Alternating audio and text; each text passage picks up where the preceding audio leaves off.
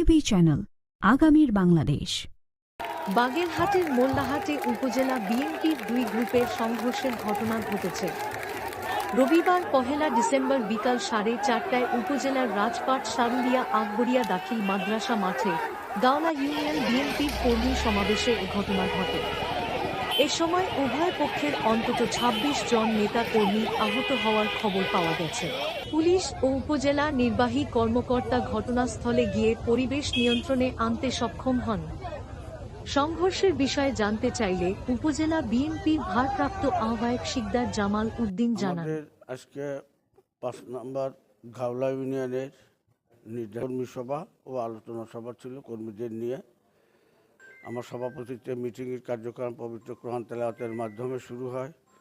প্রথমে গাওলা ইউনিয়নের আমার একজন কর্মী বিএনপির সে বক্তৃতা দেয়। তারপরে আমাদের বিএনপির জয়েন্ট কনভেনার রিয়াজুল ইসলাম বক্তৃতা দেওয়ার সময় এসে হাফিজ মিয়া এবং হারুন মিয়া মিটিংয়ের মধ্যে মিছিল নিয়ে এসে জিন্দাবাদ দিতে দিতে হাফিজ ভাই জিন্দাবাদ দিতে দিতে এসে ঢুকে পড়ে অতর্কিত আমাদের মিটিংয়ের কার্যক্রম বাধাগ্রস্ত করে। আমরা চেষ্টা করি আপ্রাণভাবে তাদের সমস্যা শোনার জন্যে, তারা মিটিং করতে দেবে না এই বলে হুমকি প্রদান করে। আমাদের কর্মীরা প্রতিবাদ দিলে গণ্ডগোল লাগে, প্রতিবাদ করার পরে গণ্ডগোল বাঁধে। তারপরে তারা চাইনিজ কুলোর আগ্নেয়াস্ত্র সহ আমাদের লোকজনকে মারধর করছে।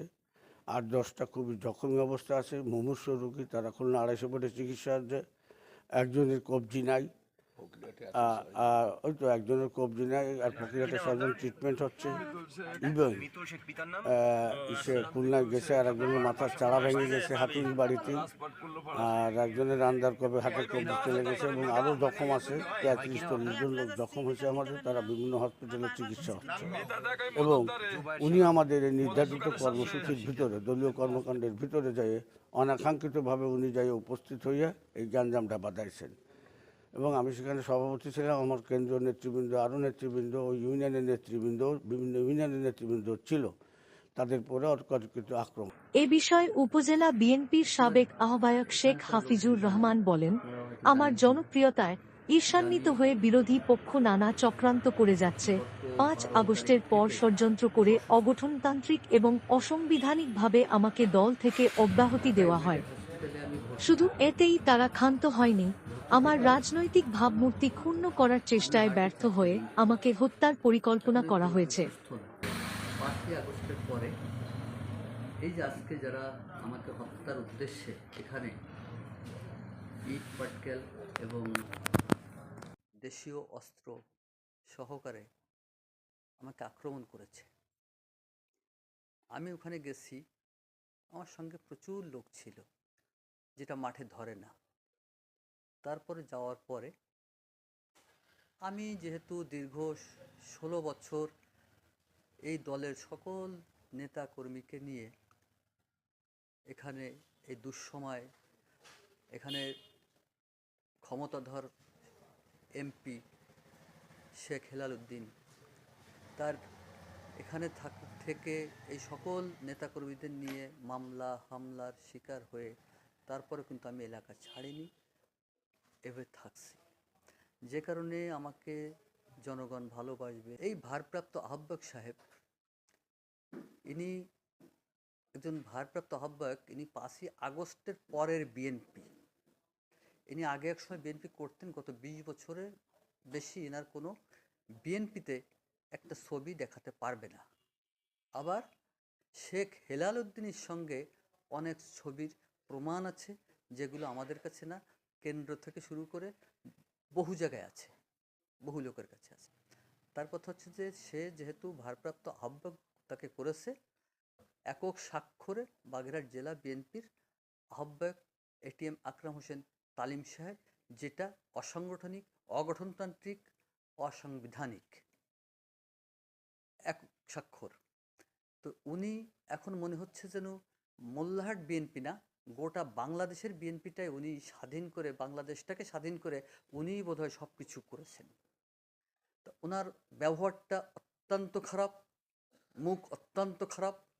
এটা আপনারা সবাই যে কোনো লোকের কাছে জিজ্ঞাসা করলে আপনারা পাবেন।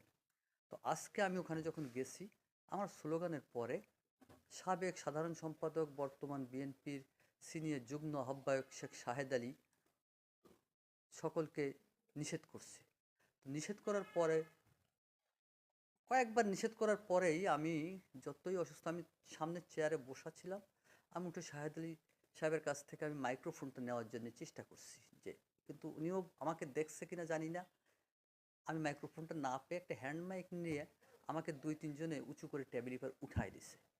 উঠাই দিলে আমি টেবিল উপর দাঁড়িয়ে আমি সকলকে অনুরোধ সাথে বলছি যে আপনারা সবাই চুপ করেন, আমার নামে স্লোগান দেওয়া লাগবে না।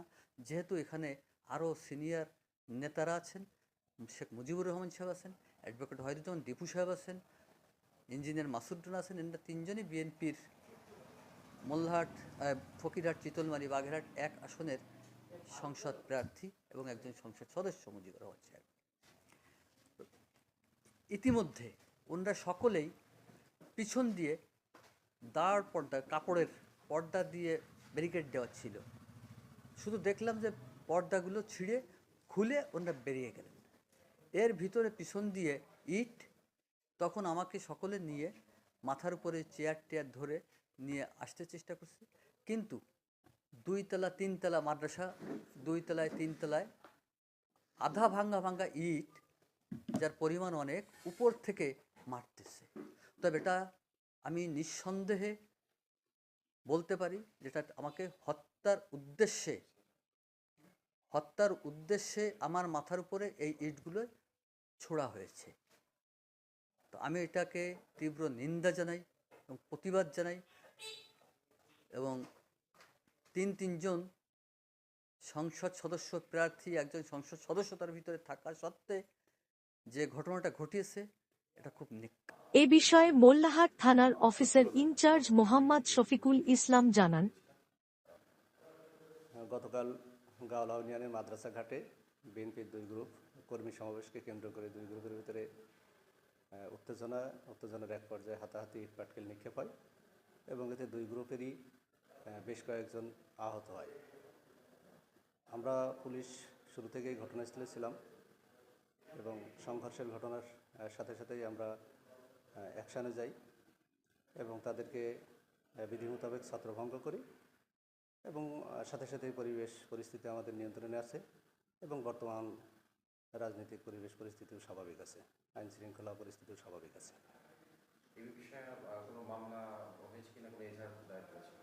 এখনও পর্যন্ত কোনো পক্ষই আমাদের কাছে কোনো ধরনের অভিযোগ বা এজাহার দায়ের করেন নাই। তারা এজাহার দায়ের করলে পরবর্তীতে আইনানুগ ব্যবস্থা সে মোতাবেক নেওয়া হবে।